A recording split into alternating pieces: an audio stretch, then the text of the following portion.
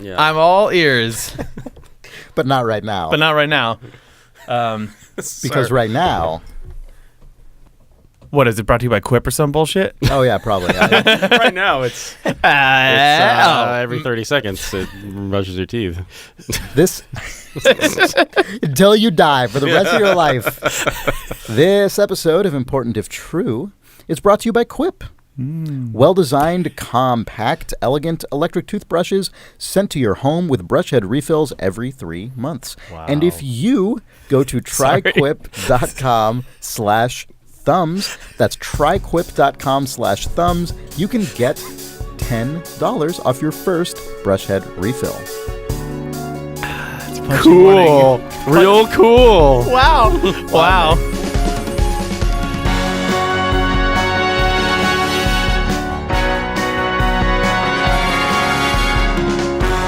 It's September 21st. It's September 21st. It's September 21st, 2017. This is Important If True. For the Idle Thumbs... From the Idle Thumbs. You guys are throwing me off my game. From Idle Thumbs, I am Chris Primo. I'm Nick Brecken. No, Nick. What? Confidence. What are we talking about? I'm Nick Brecken. That's right. And I'm Jake Rodkin, Nick's dad. Okay. This is a strange... I always remember when he said confidence. I remember Before I introduced my I always remember when my breakfast. dad used to scream, "It's September 21st." every morning in the 2017. Brecken And you never household. knew what he was talking And here about. we are on that For auspicious day. Yeah, I would wake up and just say, "I'm Nick Brecken," and then go to school. For 18 years, Yeah. your dad would declare it's September 21st, 2017.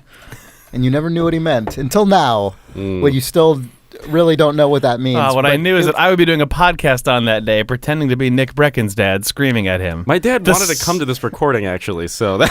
Wait, is that true? Yeah, he really wanted to come here. Oh. So maybe he did because he knew it was September 21st, 2017. And this is all just an incredible, Why did your strange dad long want to game. come to this recording? I don't know. Is he just a proud dad? He's just a dad. He just wanted to see how the sausage is made, and I was like, "It's not pretty. Don't do it." It's really boring. We talk about garbage. I mean, what is he doing now? What is he actually doing? Oh, probably drinking tea. You said that so disdainfully. What's wrong with that? I don't know. He's a dad. He wakes up, he drinks tea for like 6 hours, and thinks about going to the golf course. You should have brought him in. Is he going to be here next week? Nope. Oh, bummer. Unfortunately, no. Bummer. Yeah. What if we'd opened this episode with your dad sitting there saying, "I'm Nick Brecken"? Think about how good. Think about the good podcast we left behind by not having your dad swap in as you.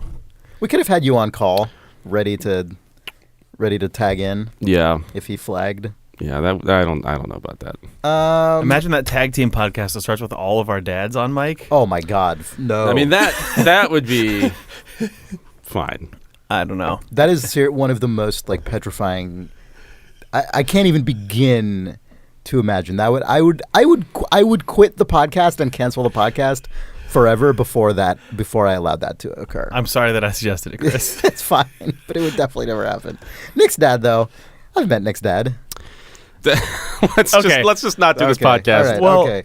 in the spirit of Important If True, what if it was my dad, Nick Brecken claiming to be his dad, and your bird that asks about almonds? But we all claim that it's our dad's.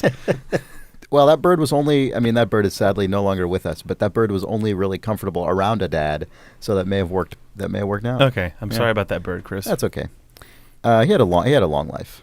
Of being miserable and tortured by his own, by the figurative and literal cage surrounding him. Do you want to explain what you're talking about, or you just going to imply that I slow motion tortured a bird for 2 decades? Chris had a bird that always, the only sentence, or one of the only sentences that it seemed to know was, "Do you want an almond?" But it's only because people said that to the bird, not because it wanted almonds. So it would always ask that. People would feed it almonds, and then it would throw them on the ground in disgust. It was, Also, it lived in a cage. So those were the 2 cages to which I was referring. right. For the first few years of its life, it was, I think, pretty into almonds. Their food. But if the only sentence that you could, this is an important if true question. What if the only sentence you could say was, "Give me my favorite food"? Right. Exactly. Yeah. Yeah. And then 10 pounds of it would appear in front of you. Yeah. Except, well, you could. Okay, that sentence.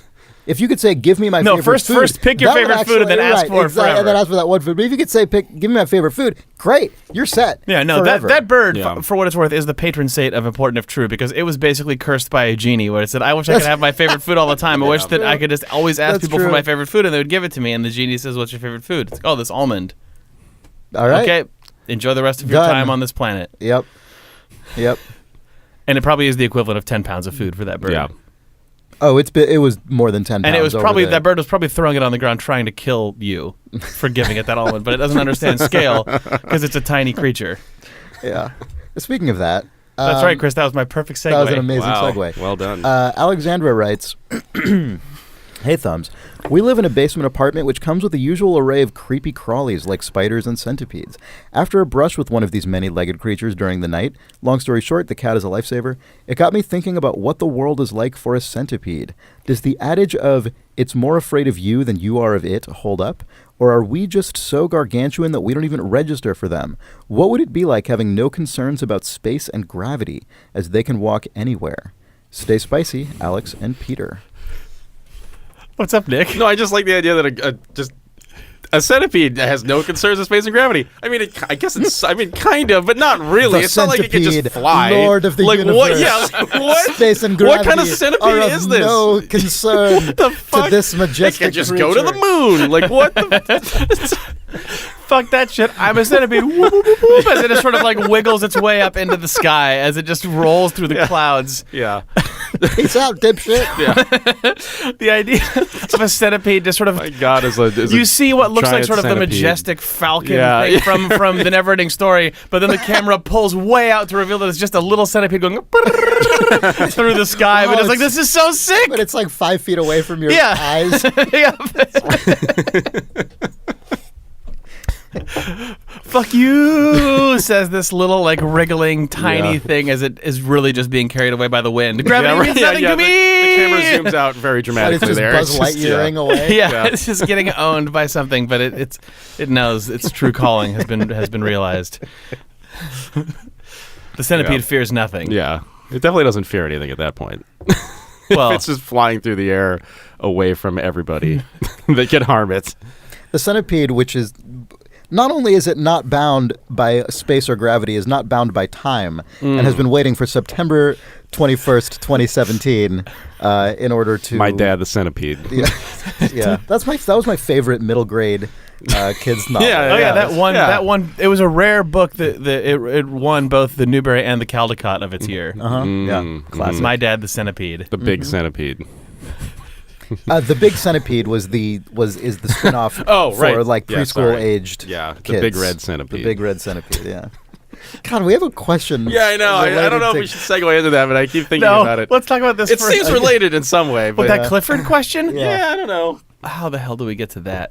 Oh, I don't know. We just did on accident. Yeah.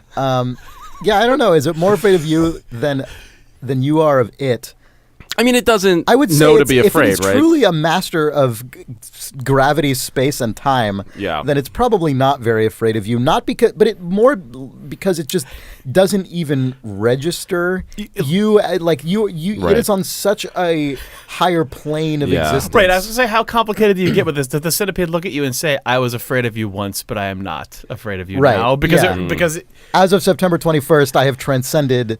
I have arisen. right, it knows in this moment in time, it technically, the sort of Yeah. being that it is inside of is experiencing fear, but it as a fourth dimensional being Oh. Yeah. can sort of I push see. that aside and know all the times that it Yeah, that yeah. it has conquered you Right. and that it did not know of your existence. Luminous and therefore, beings are we, not this crude matter. Yeah. Yoda, Star Wars.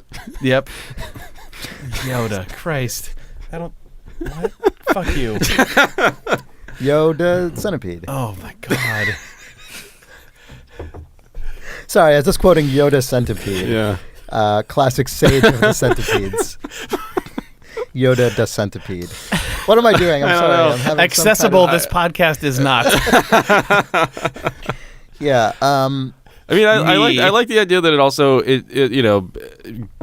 grew 100 legs through evolution, but doesn't actually need them because it can just fly away at any time that it needs to. Those Like were it grew more legs than anything else, but is also not constricted by space or time. That's actually how it got there. That was an important evolutionary step. It needed to grow that many legs to become such a master of its environment Right. before it could truly elevate itself beyond Literally. that point. Yeah. Yeah. Humans, we've totally fucked ourselves over on that evolutionary chain because now that we don't even really have 4, even though we have 4 limbs, really only 2 of them are legs. And that's really like, we evolved in a different direction. So now we have like cars and airplanes and stuff, but we've got lazy. Yeah. We stopped growing those legs and now we're never going to. So you're saying that a centipede isn't afraid of us.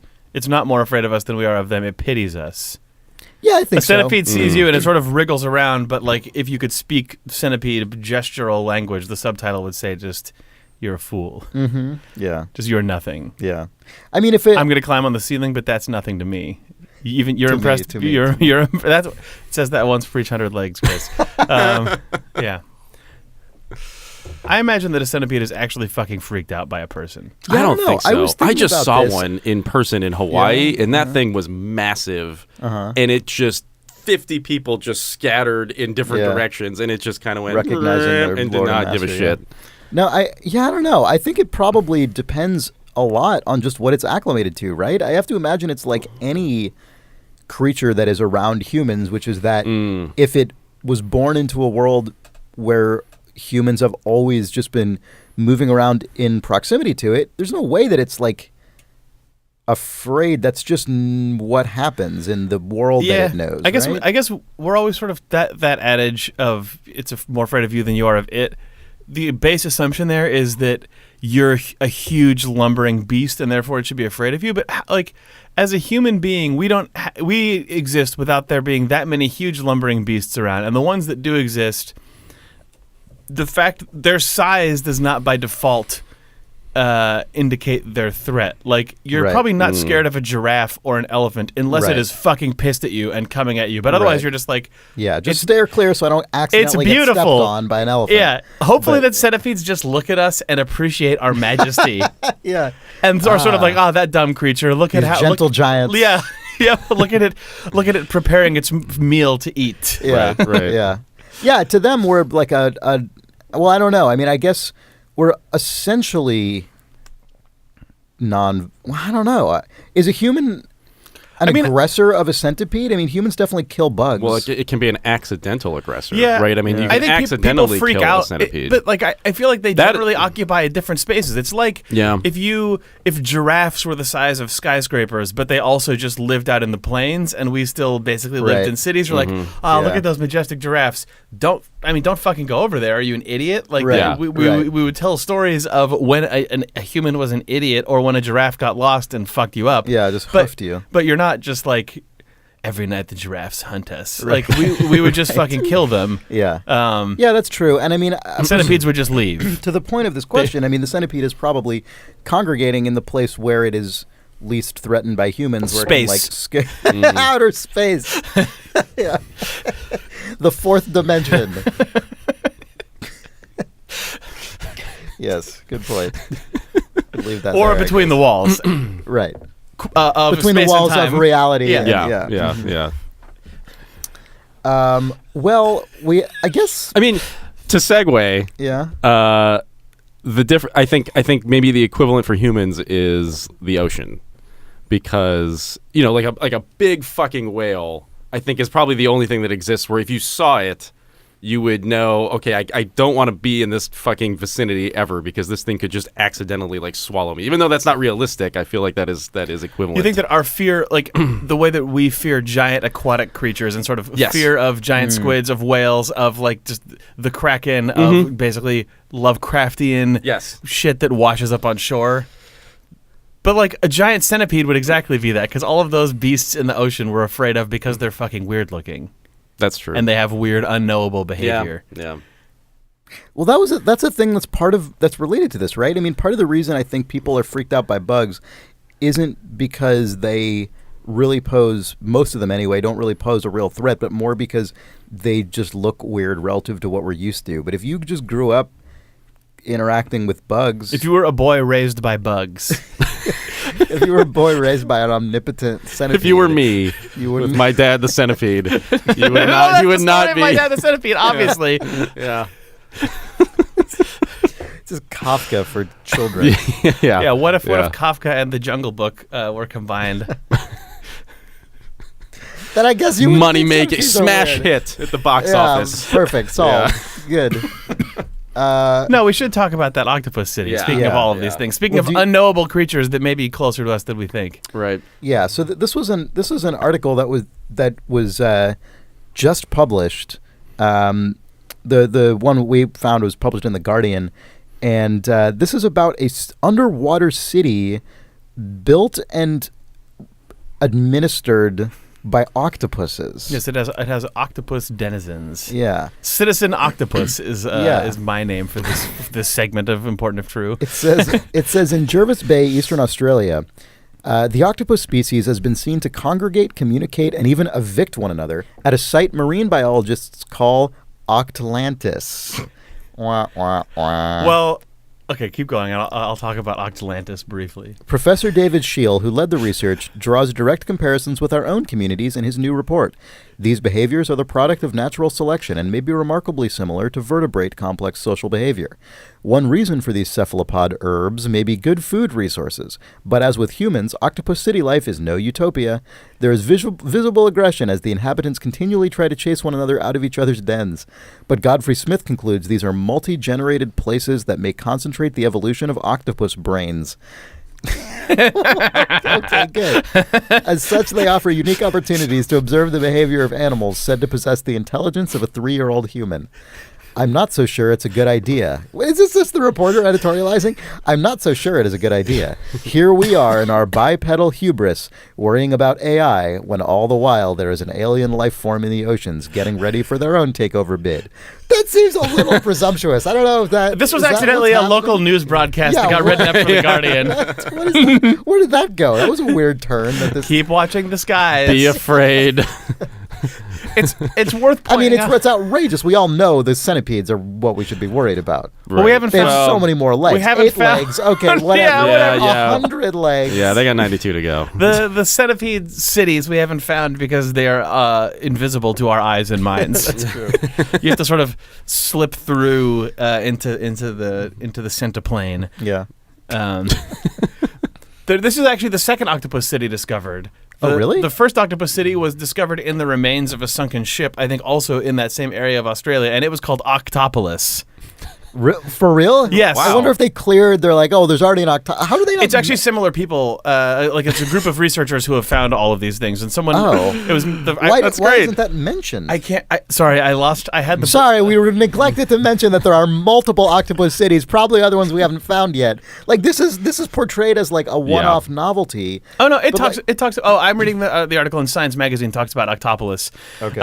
That was found in a ship, and people had said, "Oh well, the octopuses are probably just taking advantage of this man-made structure." Uh-huh. And then they found nearby that there's this entirely naturally occurring one, which And that's they called Octalantis? Octalantis. Oh, man. So there's in fact 2 octopus cities where they've just Hopefully sort of one of taken them their is like a trash. suburb of the other one. I really enjoy that the octopus city is just full of fucked up, horrible urban life. Like they're like, octopuses build a city. It's amazing. They fight and beat each other They up, evict and they people. they evict Yeah. each other out of their homes, like multi-generational octopus homes. Also, so the Wait most till you hit those octopus taxes. It's just- important fact: this octopus species that is building these homes is Octopus tetricus is its Latin name, but its common name is the Gloomy Octopus. So. These city dwellers, known as the Gloomy Octopus, Yeah. They built themselves homes and are miserable. that's amazing. so they are just. So they yeah. are like becoming their own species. No, I mean it's just the Gloomy Octopus is the one that has They're the ones created that homes. naturally. Yes, that naturally build cities that are miserable. The Gloomy Octopus, noted for building domiciles that it then fights over and evicts itself from, ruining families What do and they lives. have to fucking evict each other from? It's the ocean. There's infinite space in there. I mean, there's not infinite. There's apparently not that Well. many homes though. They have Yeah, they have the same stupid problems we have. Yes, they believe Yeah. that there's in fact an octopus housing shortage. The octopuses themselves built out of seashells and garbage. Are you serious right now? Are you fucking? That's the postulation. That's is that like outrageous. That's amazing. maybe the city of 3-year-old children are also sort of looking back at this like beautiful civic structure, and they're like, we don't even know who built this, and we, like maybe the art of sort of civic infrastructure is lost to the Gloomy Octopus. Maybe it's like, yeah, and on top of that, that's why they don't build enough new houses. They're like, well, we have to protect the historic nature of Atlantis. This is a historic community, and these houses have been here for years and years and years. We could have no more than 2 octopus domiciles high built on this plot. Built this shell and out of garbage trash, and I am moving back in. I'm sorry, my family is moving in, so we're turning this back into a single occupancy octopus trash heap. Get the fuck out. Yeah. I've colored myself black as a threat, and they apparently grab each other and throw them out, and then like change their hue to be a really angry dark color to get mad at each other, and then move into the house. Wow. That's so crazy. Yeah. They're They're just terrifying. cartoon. It's a cartoon city. Yeah, this is just straight up like a Disney movie, or like a Zootopia. Yes, or, and it's literally either called Octopia or Atlantis. Yeah. Or Octopolis, excuse me. Octopia, they still have that left. Yeah, that's the third one. Yeah. Man, I was like, I remember as I was reading this article in real time, like as my brain was forming reactions to it before I read it all, and the little phrase came up, Octopus City life is no utopia. And I was like, okay, well, why would it? Okay, fine, whatever. Why would it be a utopia? Why would we expect it to be a utopia? It's okay, great, unremarkable. But I didn't expect it to be a fucking like hellscape nightmare version of our why own it's not human a world. utopia, but I didn't expect a dystopia. Yeah, exactly. Why would they choose to just have a miserable life where they fight each other all the time when they could just go build another house out of more trash? Yeah, why would they do that? I don't know. Species choose to perpetuate these problems. Baffling, inconceivable. It's also really cute that they build houses. Yeah, I mean, it's like and it's cute that they fight each other. It's cute that they have civilization. Look at That's it. what the centipede says about us, I think. Yeah, it's that's cute really that they built houses. Yeah, I'm up so here adorable. in space, but yeah, the centipede is way beyond this shit. Yeah. So this is the like expanding brain meme. Right. Yeah. But it's just literally the same brain over again, saying octopus houses, human houses, and then there's like a 4,000 times evolved brain that is fourth dimensional centipede utopia. Multiverse, I guess speaking of cities built by idiots, you want to talk about some human cities we've been discovering recently? Yeah. Some model cities built by humans? Yeah, so this has happened a little bit ago. But there is an entire fake town built solely for the purpose of robots, so that self-driving cars can have a place to like safely drive around so we can test them.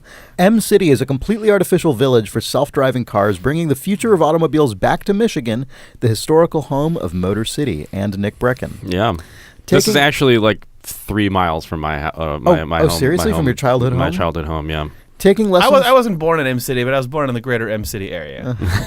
Taking lessons from military testing vehicles like Gravesend in England or Yodaville in the U.S. Yodaville? How is there another Yoda reference in this episode? What the hell? The complex is made to simulate a wide variety of conditions. Jake, I think you know more about this than I do. I didn't actually read all about this. I do. I mean, there's not a huge amount to talk about M City. It is what it says to be. It's a small. Closer inspection has found that the city is actually home to a fleet of cars driven by men dressed up as car seats. Yeah. That's how they test it. It's not. I mean, it's just a little. It looks like Autopia. I mean, it's too bad they didn't call it that. Taking our naming conventions. The Disneyland attraction. Yeah, it looks like it looks. It does actually. Yeah. It's a little sort of interconnected group of residential streets, parking lots, fake baby freeways, and it has things like it has a little downtown, but it's if you look at it straight on, it looks like a quaint downtown. But then if you literally just turn to the side, picture of this is just, it's just like so giant vinyl printouts of buildings on top of with like metal pipe structures. The thing that I thought was so not knowing very much about it, but just looking at the pictures, it has like every kind of road in it, Mm-hmm. which I guess is what you mean by it sort of looking like a theme park attraction. It's like a miniature. Yeah, like it's got sort like of an on ramp, and microcosm. it has a But the thing that four-way is- intersection. Yeah, Yeah, and there's little street signs and stuff. I mean, it really does look like the sort of Main Street area of a theme park, except that everything in it is a street for cars. Like it looks looks sort of like- charming and adorable, but then you look at it and you're like, wow, this sucks. This Yeah. is like totally hostile to pedestrians or any other It looks like a form of skate trans- park for cars. Yeah, it does. Yeah. If you're like a little kid, it looks like if you're a little kid car, yeah, you're, no, it you're looks like really excited it's like to go what there. Autopia would be if you were just a car and not a person who is experiencing the thrill of driving a car. Like it's where you would take Yeah. your little kid car to learn how to be a car. Right. It's like Safety Town, but for cars. What is What is Safety Safety Town? Town? Oh, you guys didn't do Safety Town. What do you mean No. we didn't do Safety Oh, Town? well, you do Safety Town. Is that a it's driver's whole ed thing? Yeah. Well, no. When you're like 6, you get taken to Safety Town. No. Bad children get You taken do. to Safety Town. It's basically just a huge room, like a probably like a school gym size room with a mat on the ground, and the mat represents like roads and sidewalks, and then they give you like plastic, like those sort of Duplo plastic cars, not Sure. that you sort of like Flintstones run around with your feet, and then you drive around Safety Town simulating actual driving, Yeah. and then you learn how things function by sort of like fake driving around Yeah. with other people. But then of course it's just like my experience at Safety Town was I'm a child. I don't care about safety, so I'm just gonna treat Or this town. I'm just gonna treat or this gloomy town, and I'm just gonna like play bumper cars with these cars. Oh, no. And it was just like kids intentionally crashing into each other and just trying to subvert Safety Town as How aggressively as old possible. were you? You were 6? Yeah, pretty young. Why? What is the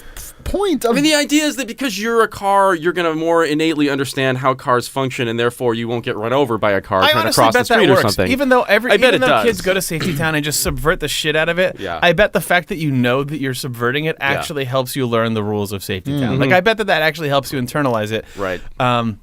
Which you can't say for anything else that we're talking about here. But Did you... Yeah. Is it only for little kids? Do you go there when you're like 15 and actually... Oh, I don't. I think it's for little kids. But I mean, if you were a giant in that Safety Town, you could lord over that Safety Town really God, easily. I You just- could all I'm just fucking thinking of when you guys destroy see- Safety Town. All I think about when you guys keep saying Safety Town is I'm just thinking of Barter Town from Mad Max and some kind of like dystopian like dog eat dog Yeah. wasteland. Well, Safety Town would get Welcome eaten to- really welcome quickly. to Safety Town. Safety Town would be wiped off the map very early in that movie. Everyone's just like politely learning how to drive. bunch of Like just six-year-olds. Yeah, it's always a massacre. Yeah. have you guys actually When the octopuses moved in, it was all over. yeah. You got evicted, if you know what I mean. Yeah. Jesus. When What were you gonna say, Jake? oh well, when climate change Sorry, hits, when Nick Brecken's centipede father took him to Safety Town, he wasn't prepared for the brutish octopus Yeah. we're gonna have. gentrification. I mean, Right. the way things are going, we're gonna have to learn to coexist in a Safety Town Octopolis hybrid that is our guaranteed future. Yeah. It's true. When we have to fight the octopuses to reclaim Safety Town. The octopuses have taken Safety Town. The last bastion of human civilization. Right, Safety yeah. Town, weirdly built high atop a mountain. In our shit water world. Have you guys actually looked into either Gravesend or Yodaville? No, I have not. No. Okay, they were passing mentions in this article about M City. Sorry. Is it Gravesend or Gravesend? Because Yeah, Gravesend both. is It like doesn't matter a foreboding because Gravesend is like a Lord of the Rings fucked shit. up place. Gravesend is a fake city built in England in 2003 to simulate crimes, riots, and terrorism. Oof. Whoa. Gravesend Jesus. is just this totally gray brick built fake sort of English it's city. Gravesend. I mean, it looks like a video game level. Like it's built with the color palette Oh, wow. of like a Gears of War Jesus. game Oof. or of like Children of Men I or was gonna something. say Like Children it, of Men. Yeah. That It just just looks like Children of Men. It just looks like the sets Do of they Children film of Men. movies here? No, they do simulated military actions and simulated Eee. like things blow up or riots move through this town, and it's like it's built. I'm moving to Safety Town. I don't want any part of this shit. Oh man. I just found a picture in Gravesend of a fake shuttered pizza place called Pizza Land, and it's the most bleak thing in the fucking wow. world. I hope there are like disabled like Pizza Town robots inside of that. Pizza Land was built to simulate when the pizza robot wars happened. When Showtime Pizza is over. Gravesend was built at and extreme cost and to like taxpayer consternation, but it was to prepare for every possible outcome. It was to prepare for the self-awareness and sentience of pizza robots. Yeah. When that inevitably There's a happens. part where Gravesend sort of touches a fake seaside, and that's for when the octopi uprise. right. As well, Yeah. You'll thank us later was what the British military generals said in regards to the extreme expenditure. Yodaville. Yodaville, okay. Yeah. I don't even remember why I referenced Yoda in this episode. You were talking about Yoda Man. True. Yodaville. I don't remember why I was doing that, but yeah. Yodaville is built by the United States military in the Nevada desert. It's referred to as the Urban Target Complex, or R2301 West, a.k.a. Yodaville. It was named for the call sign of the guy who started the project, and his call sign was Yoda. It was named after Yoda. It was named after. Who founded this town. It was Jedi Master Yoda. It was named after our founder, quote, Yoda. Yodaville is also fucked up. Yodaville was built as a city literally designed to be destroyed. Yodaville is a city built in the middle of the desert, modeled after basically Middle Eastern towns, and that's bleak. It exists to drop bombs and fire missiles What into. the hell? Jesus. So I'm sorry to bring us all down. All of this shit is terrible. Yeah. So it honestly, as far as like cities that are built, Octopus is doing it right. As far as like microcosms revealing the darkness of actual human all of these are bad. Everything is all of them are bad. Yeah, as far as a town about safety in which everyone just rams into each other all the time. An adorable undersea animal village in which evictions are rampant. Yeah. Replicas of quaint Middle Eastern and Western European cities, which are designed to be destroyed. To be destroyed or suppressed. Wiped off the map. Yeah. What the hell? What? God. Anyway, this concludes our tour of the world's theme parks. Yeah. Right? Let's take a break. I gotta breathe. I thought that I had a positive cap to put on all of that, and then it melted away. It melted away. Melted away like Pizza Land. All of this given, I feel like M City might be our brightest hope. Oh, yeah. What? Why? It's a good one. I guess in that it's not getting destroyed or like suppressed by the military or something. Yeah, but it's also there's no place for humans in it. It's all cars. Well, I mean, when we get sucked up into the cars. Oh, sure. When we are just when we are the cars. That'll be fine. Oh, is that what you meant earlier when you were saying Safety Town is preparation for becoming a car?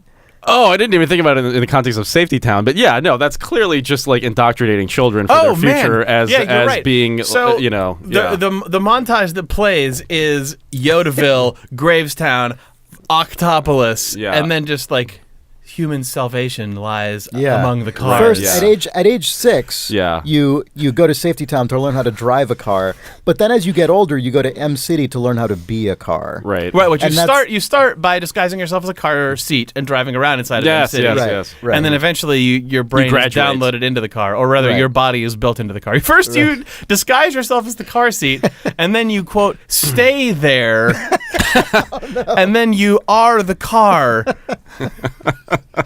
So to speak, and literally. And literally, yes. All right, let's take a break. Yeah. This episode of Important If True is brought to you by Warby Parker. Prescription eyeglasses and sunglasses, and if you go to warbyparkertrial.com/thumbs. Chris, I couldn't help but notice that you had 5 frames sent to you yesterday. I did. I got 5 more frames. Are they in this building right now? Yeah, they are. All right. Well. Okay. All right. So if you are watching the video of this. You'll get to see me try on some frames now. Thanks, Jake. So this first one is the Oliver 200 in Whiskey Tortoise. That's nice, Chris. That's a good look. Yeah. I like that tortoise look. That accentuates the aspects of your face that are combined with Jeff, or that are shared with Jeff Goldblum. I think that's going to be a common theme with the with the Warbies? With the thick frames in general. That's totally going to be the case. Yeah. Less so with those, but yeah, they're taller, a little bit taller. Yeah. Dorset 200 Whiskey Tortoise. This is the Weldon 283 Cognac Tortoise. The web developer. Next Full up, stack Ramo. Weldon 280 in Sugar Maple. No, Jake's not into it. No. Yeah, Jake had a very visceral reaction. Nothing exciting there. No. Jake, you'll enjoy this. Just like a Sheldon or whatever that was. You look like a Sheldon. I don't know what that means. You'll enjoy these next ones. Warby Parker Ames 3200 and Whiskey Tortoise. Oh man. The NASA dad. Yeah. NASA dad. Yeah, I'm honestly kind of leaning towards these just because it's such an outrageous statement. That is a wild look. It is. Yeah. That is a bold. Yeah. That's a bold move. Yeah. That's the old Kevin Costner is what those are known as. The aged Kevin Costner. Yeah. Jake, I'm inferring that your vote was for that first pair. Oh, well, that's the most Goldblum. The Oliver 200 Whiskey Tortoise. Nick, I say go with the last pair. I say just do it. Yeah, you're backing up my risky instincts. I think you should go for it. So yeah, Warby Parker. I'm sorry for those of you listening to the podcast just now, but hopefully Jake's comparisons painted some enticing pictures in your mind.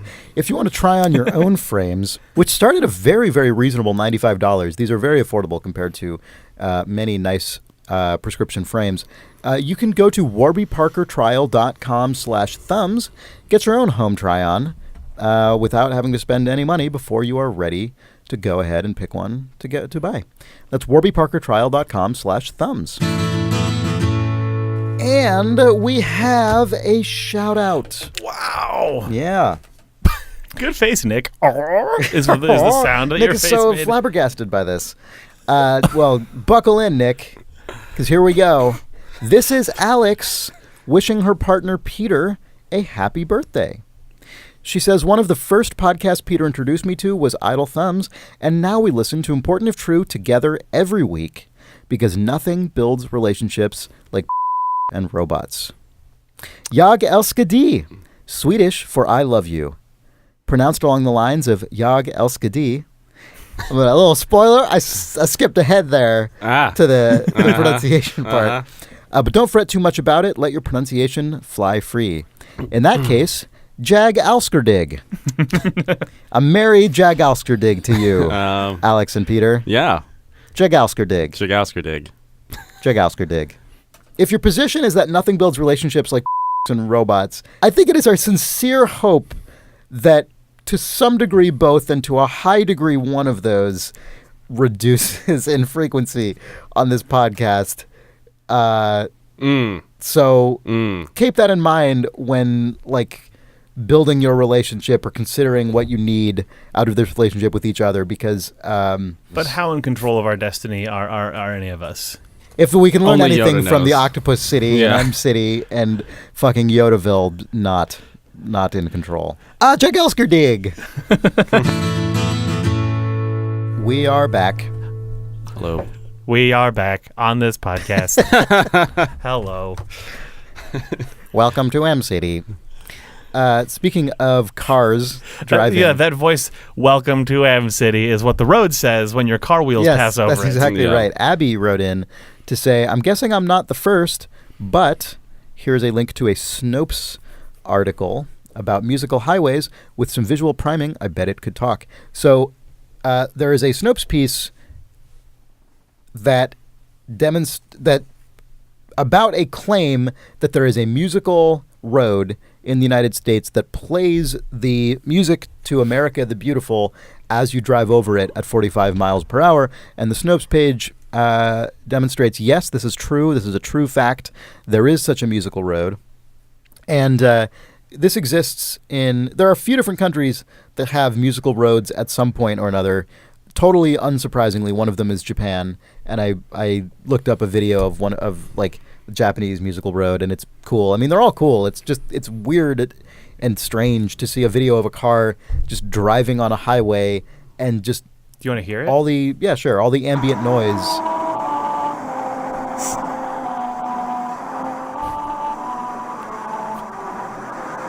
It sounds like a weird old Yeah. It's like an Edison wax cylinder recording of like an old brass band or something, just like sort of right, or it sounds like just a dirge. Yeah, the thing I was thinking of is like, do you guys know in the 70s, the sort of pre-synthesizer instruments, the way they worked was by you press down on a key on the keyboard, and what it actually does is it plays a tape loop.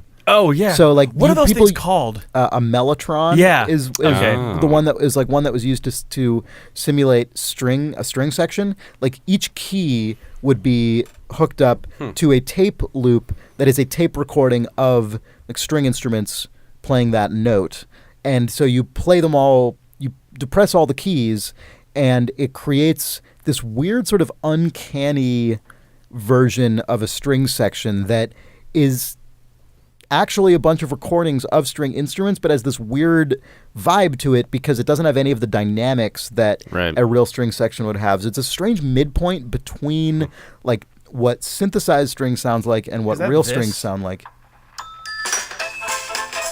Oh no! Fuck! That's no. Fuck! That's sorry. Shit! I played the wrong recording. Sorry. God damn it! I'll find it one day. That's a different street in M City. That's when the cars are like driving in circles in their little like club or something. That's what plays. Yeah. I know. I have a recording that has that instrument on it somewhere, but I can't find it. And instead, I just played a ridiculous thing that is a different thing. So I'm happy about that, but sad also because no one will know what a mellotron sounds like. Well, I can put some in on the episode. It has a really cool sort of ghost, almost like ethereal sound that splits the difference between different kinds of like reproductions of music in a weird way. Yeah. A lot of like 70s bands used those. It was a really specific vibe. The digital equivalent of that is actually, if you were ever into music on the Amiga, it really like mod files were like MIDI pitched bass notes, but the instruments were all just tiny, absolutely crappy recordings of little samples, and it has that same feeling of like, this is kind of like an organic sounding instrument, but also it clearly sounds nothing like an instrument. Because the dynamics are artificial. Yeah. It's like start, stop. Like it doesn't have like the way a person, like a real person playing an instrument, like eases into something, like leans into something. Yeah. And, anyway. That road sounds like that to you. It did. I don't know. There's something about it, like, because it has that indefinable quality of like an organic thing is making this, right? There's just like, but it's digitally pitch shifted. Yeah. It's not digitally pitch shifted, but it's stepped. Like hard steps. Yeah, exactly. It's got that like indefinable quality that's like, oh, I can identify that this isn't like a perfectly synthesized. It's an instrument made of stone, like, basically. Yeah. Yeah, it's fascinating. Anyway. The thing I was thinking about is like, maybe this is how the cars communicate with each other on M City. Like, could you imagine having like 12 different lanes, like micro lanes? It would be like be like vinyl. It would be like it's like grooves and that you could switch. Exactly. Like what if you basically if there was a fifth wheel underneath that was the speaking wheel that could slot around on between lanes. I was thinking of the entire car moves like 1 foot to the left, 5 feet to the left to go 5 sort of semitones, 3 feet to the right to go 3 semitones, and so the car, you're just like basically doing micro lane changes. Oh, that has to be so fast. I know, but they're self-driving cars, insane. And they could do it. They could do it without slamming into each other. It would be fucking crazy. Imagine looking at that from a bird's eye view and seeing these cars like wildly. So you hear cars go like, but like, oh, I see. And they're like, to me. That would actually be a case where you'd want to engineer that sort of repetitive based speech pattern back out of it, because that's actually a point where it becomes really inefficient to have to repeat to me a bunch of times, right? So they would probably, like, left to their own devices, they would probably evolve a super hyper if you go do between like or do between two tones, that's to me instead of having to having to phrase the full. Well, really, they would just probably like Morse code or something that's just based on the length of the tone as opposed to the actual five channel simultaneous Morse code. Yeah. But eventually, one of them would have to learn to talk to humans, and it would basically have to watch that YouTube video of the piano. That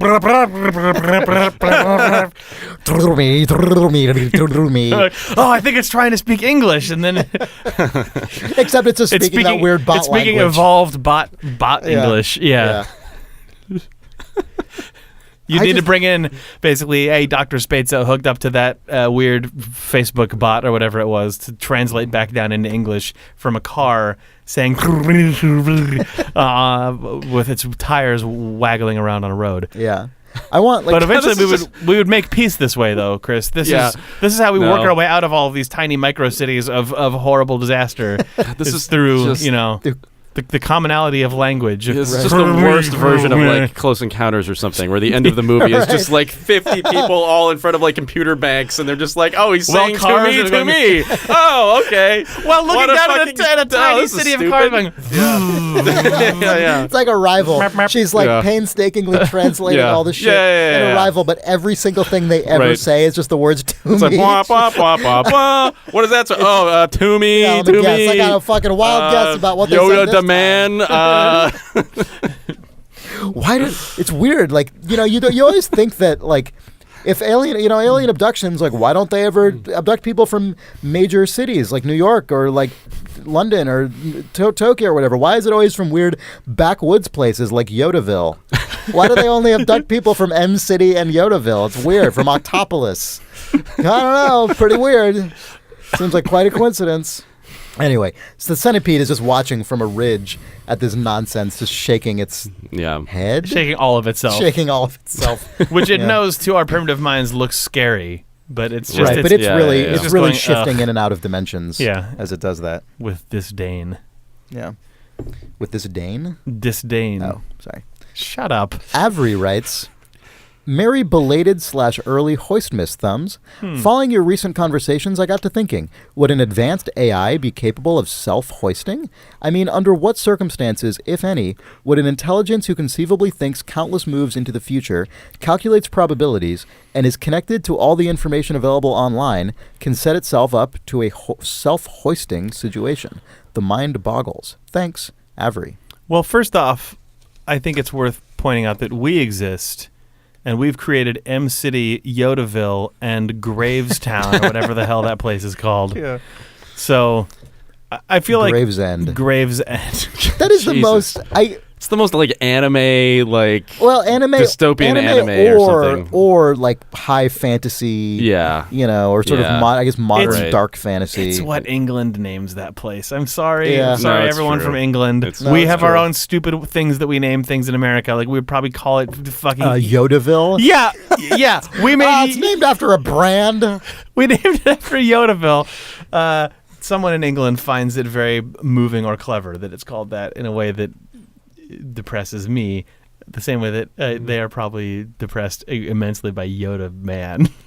I mean, all the names are bad. We got Octopolis, we got Yodaville, we got whatever the other one was. M City, which is lowercase M, capital City. Oh yeah, that's true. That one just sounds like a brand as well. Yeah. All bad. You got Safety Town. M City has Safety Town is the most honest of all of them, I suppose. M City has a street name in the only photo of it that I saw named Wolverine Avenue. So I can only assume all the other ones are named after dorky shit and not animals. What the fuck? Yodaville? Wolverine Avenue? Meet me in M City at the cross street of Wolverine Avenue and Dr. Xavier Street or whatever. Yeah. Well, Dumbledore Lane. It's Michigan Wolverines. It's U of M. So that's probably true. You're fucking right. No, I know, but there probably still right. is a street named Dumbledore Lane in that. Yeah, probably. Yeah, unrelated. Almost certainly. The cars came up with those names based on what their algorithms determined human beings care about. Speaking of all of this, self-hoisting AI. Oh yeah, right. Dumbledore Lane, Faves Street. Self-hoisting AI. Sorry, I was operating under the idea that we ourselves were the self-hoisting AI, Chris. Oh. But we're yeah. not. But we Well, can't see. Is that true of us, though? This says an intelligence who conceivably thinks countless moves into the future, calculates probabilities, and is connected to all the information available we online. are all those things. Whether or not we choose, whether or not we choose to engage in that information. We're only the last one. We're connected to all the information online, but we're not thinking countless moves into the future. We're fucking Chris, thinking 0 moves into the future at all times. What I'm saying is we are capable of aspiring to all of the things in this, and instead we choose to make Yoda Town. Yeah, because what happens if you have information, access to all the information online, but no ability to like think critically about any of it or do anything useful with that information? The thing you do is make Yodaville, Wolverine Street, and Dumbledore Lane. I'm pretty sure that's the natural outcome of having all the online information and doing nothing useful with it. Yeah. My expectation, based on every microcosm we've discussed, is that there would need to be no creation of a self-hoisting AI unless you take AI in the plural sense and assume that all AIs, if they eventually replace humans, will collectively self-hoist. I think that, like... You mean just by... Well, yeah, I mean, actually, that's a pretty fair assumption, given what has happened to the octopuses. Yes. Right? Like, once they start to approximate human society and behavior, instantly hoisted. Yes. Tones carved into the street that when a different tire rides over them, injects malware into the car and crashes it. Like, what? Self-drive. Is that like a corporate sabotage thing? Yeah. I mean, just... That's aggressive marketing, I guess. Yeah, when M-City just is destroyed because people start gouging things into the street in audio reprogramming warfare that just causes all of the cars to run into each other, and you know. Oh, I see what you're saying. Yeah. Yeah, you're saying like you're saying you're injecting. Yeah. Yeah. Okay, got it. Yeah. There's clearly the ability to do some sort of nefarious code insertion through this. Yeah. And I assume once you can pick up instructions and communication through the street, you can use it to spread misinformation. The idea, like, go back a few decades and someone says, like, yeah, I pick up information through the street. And it's like, I see. You're like a streetwise. Yeah. Just got your ear to the ground. No, I mean, I literally, like, music plays the street, and I understand that a bunch of robots are saying to me to each other a bunch of times. Welcome to 2017. Welcome to September 21st, 2017. But watch this as that person then just scrapes a couple of stripes Notches out and reprograms the street musical barcode. Welcome to Safety Town. What the hell are we talking about? I don't know what any of this is anymore. I've lost it all, you guys. Let's do endorsements. I know what I'm going to endorse. Jake, what are you going to endorse? I'm going to endorse a website on the internet. I'm going to endorse an internet web page, an HTML page. Okay. 80s.nyc. That is the number 8, the number 0, the letter S.nyc. 80s.nyc. Is this an official New York City website? I'm not sure if it's made by New York or if it's just an art project involving, or that's like blessed by the city of New York. It's a street view of New York City as it was in the mid 1980s. The city of New York did a 5-year-long project where they just drove a van around doing basically a primitive version of Street View. It's not the full 360. They pointed a camera out of each side of the car and collected video of most streets in the entire greater city of New York. Wow. And someone has taken that footage and pulled every unique frame worth of space out of it and remapped it onto a map. So, like, crazy. It's all sort of perspective view from a car. They didn't shoot it straight on, so you can't stitch together into perspective shots. But you can basically drag a little Street View guy or click anywhere inside of a map of New York City, and it will show you what the storefront or building right there looked like in like 1983. And that's amazing. It's a really cool site. Yeah. So that sounds awesome. I don't have a ton of personal connections to New York, but just its history has always been fascinating. It's just a huge city in America. So if you go to 80s.nyc, you can poke around at, like obviously Times Square or whatever, like big notable areas, and also just like any random residential street, because they spent 5 years driving vans with camcorders up and down the entirety of the city. That's crazy. And now it's on the internet. Is it all 5 boroughs, the whole city? Yeah. Every property in the 5 boroughs. Yep. Wow. That's amazing. Yeah. Wow. God, wow, that's so funny. That's when I, as a kid, lived in New York. Keep an eye out for a young Chris Ramo. I mean, it's like, an age when I had obviously you don't like, have no perspective for that kind of thing at all. Like, but Right. it'll be interesting to sort of backport some of that stuff. I mean, I do remember really intensely, like when I moved to California, when I was like, I guess I would have been 6 or 7 or something. I remember watching Sesame Street, or like, I don't know if I was like necessarily still watching Sesame Street regularly at the time, but I remember this feeling of seeing the way that streets looked in Sesame Street and being like, oh yeah, like that's what streets look like, as compared to the Southern Californian sort of suburban thing that we moved to, which doesn't look anything like that. Right. And I remember like the way Sesame Street looked was like very iconic in my mind because it like felt like this true thing to me. It's like really hard to explain, but I'm really looking forward to it. You should get lost in 80s NYC. Yeah. Nick, what do you got?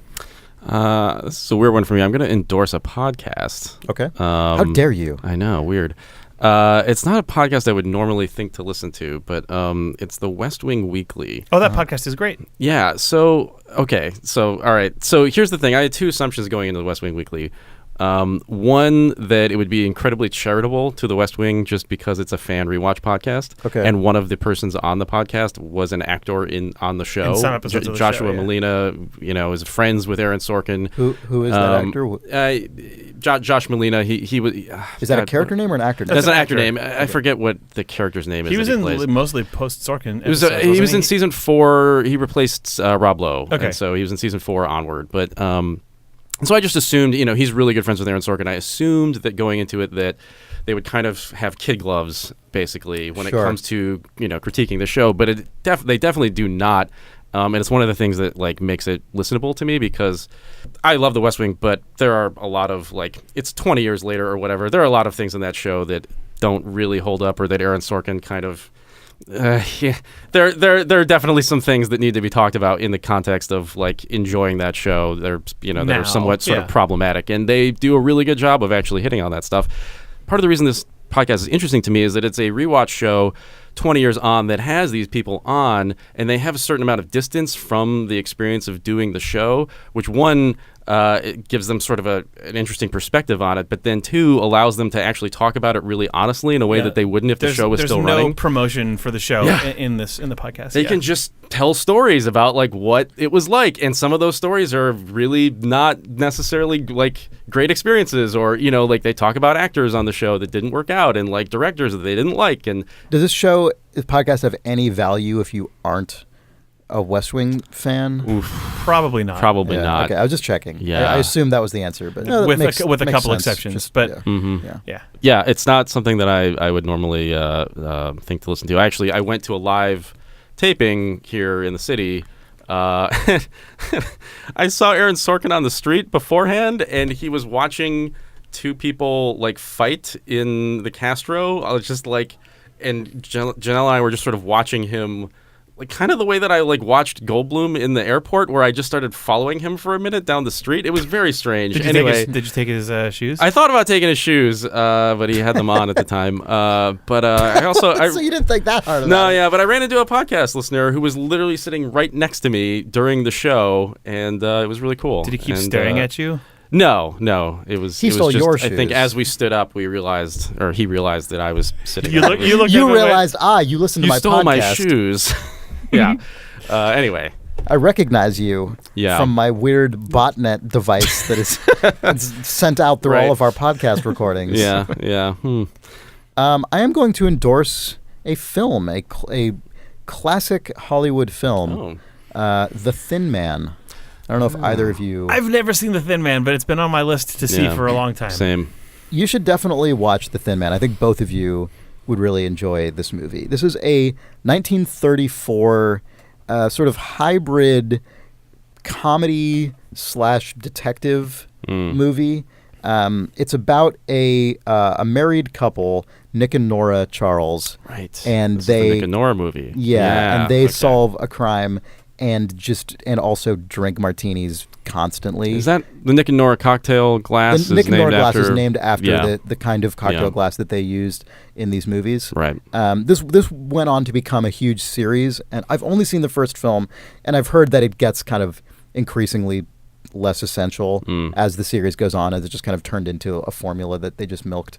But the first film, which is the one I've seen, is kind of amazing. It's really light on its feet. It is outrageous how much they drink in this movie and like act drunk much of the time. It's bizarre. It's really, it's a cool thing. I mean, it's a 1934 film, so there's obviously stuff in it that doesn't like always match up to modern sensibilities. Just that's inevitable. It would be silly to expect otherwise. Right. But there is something that feels weirdly contemporary about it because of, I think, the sort of ease that Nick and Nora, they have a sort of like a friendship with each other that is really appealing.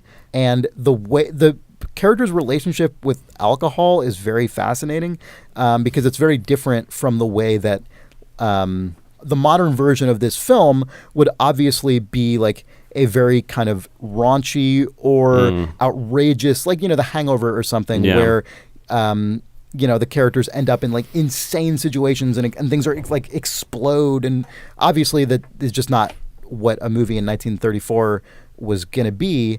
Instead, they drink the way that actual adults do in life, which is like you have people over to your apartment or you're in a bar and you just keep drinking and you're just kind of goofy.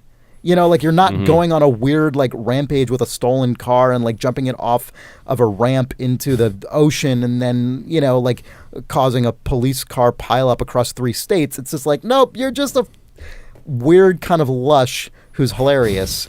But also like they solve a crime. It's hard. Sounds really good. It's really good. It's super fun. It is super duper fun. It's called The Thin Man.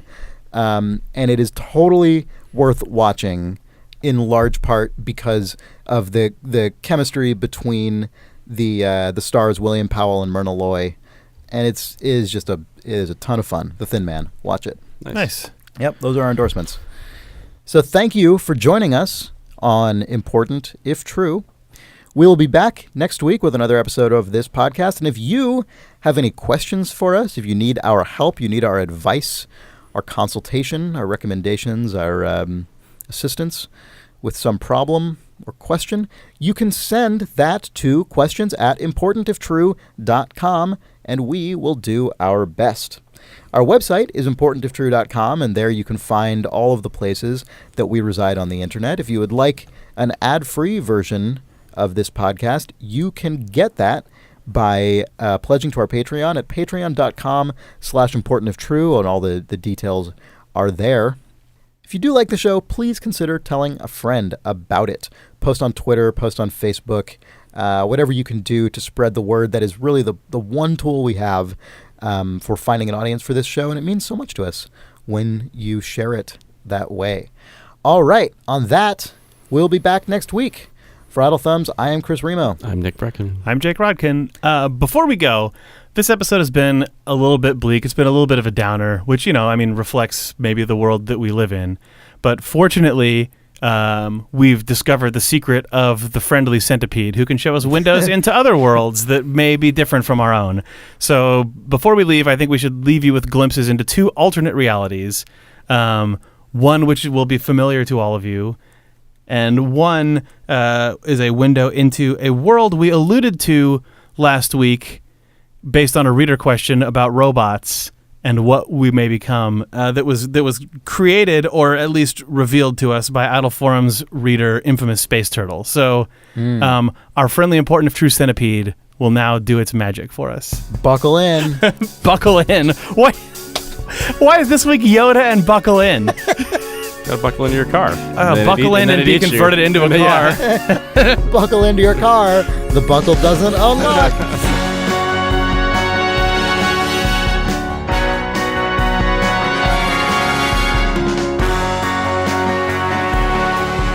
I said Mankind salvation lies among the cars and no one heard me, and I'm very happy about it. So edit out me claiming that right now, please, and just leave the original in and hope that someone notices it. Please,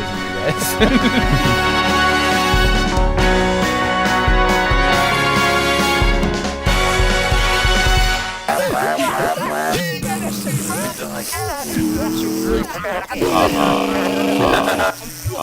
guys. This is very humorous.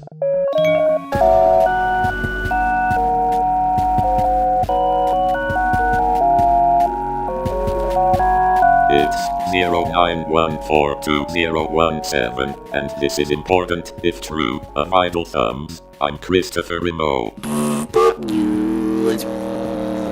And I'm Nick Brecken. On today's show, we'll be have endorsements.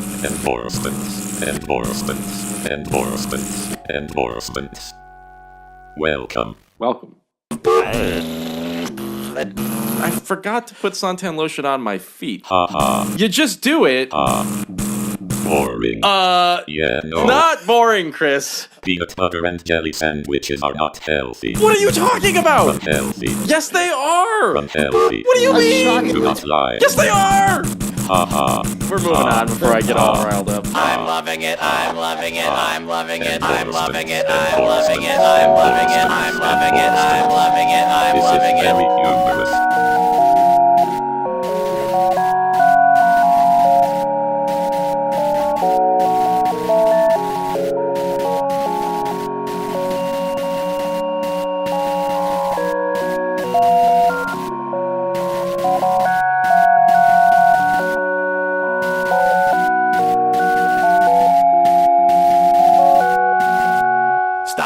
Stop. Speaking of futures where we don't talk about poop anymore. Oh yeah, okay, all right. There it is. That's the segue. We did it. Yeah. Well, I got my haircut, which, as we all know, means that I talked to Landis, who was what I guess basically the originator of this entire stupid chain of chain. poop stuff. But notably. And Chris, I know you went in to talk to her, so I don't know what she told you. Oh, she told me that the person that she believes to be the originator of Yes. this story was going to come in the next day. Okay. So I was like, oh, man. So that happened. I hope Nick gets there before our next podcast. Yeah, so that happened, and Landis told me that she confronted her very wow. pointedly. Oh, no. As Landis would do, because she doesn't know any better. Yeah. She just said, like, there was this whole. I mean, she just explained the entire what happened essentially. That she had relayed the story to you, but that I had, et cetera, et cetera. Did the person then say, "Well, I was just in Bristol visiting my boyfriend, and it happened," and that's why I told you about it 3 months ago, because it just happened last week when I was in Bristol. What she said is she started to backtrack in a really gross, like, Curb Your Enthusiasm way, where she started saying, like, well, actually, like, I think I may have read that on a blog,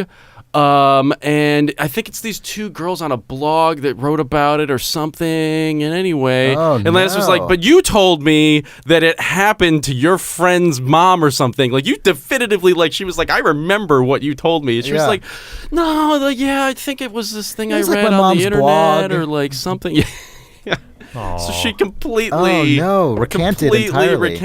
Yeah. Which means, though, that was an intentional, like, attempt at, like, a hoist. You know what I mean? Like, that was an intentional... Yeah. She wanted to make herself seem like she had an incredible story that happened to her. Yeah. Now, I mean... Which is kind of amazing. It's just something that I would never think to do, really. But like the fact that was, I mean, look what it led to. I mean, like she was clearly successful to some degree. Yeah. No. She caused that poor girl in Bristol to get stuck in a window. Yeah. She's been fucking around with the times. Yeah. What does she think she is, a centipede? Humans have to be careful with this shit. Yeah. We're not masters of space and time. We can't walk up walls. Like, we can't wiggle into the moon. The multiverse willy-nilly with your interdimensional poop tails. Keep a lid on it. Be careful. Bag it up. Bag it up. And leave it in the house where it belongs. Yeah. Don't throw it.